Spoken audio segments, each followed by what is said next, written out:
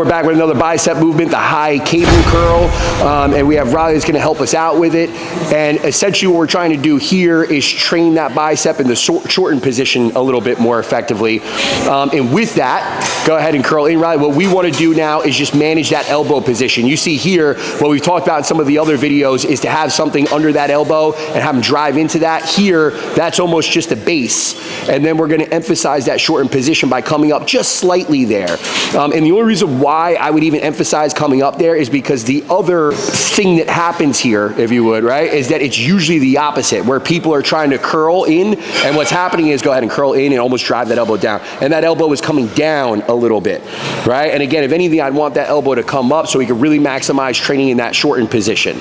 All right, now this is one where as we get a little bit heavier here, it becomes a little bit more difficult to manage this, right? Because we're kind of fighting against that.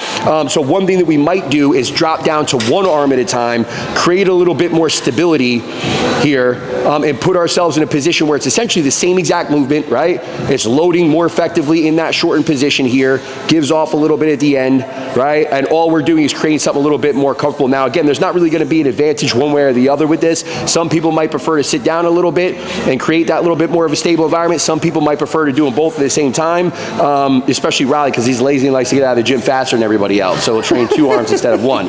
But again, both are options to be able to hit that bicep in the shortened position.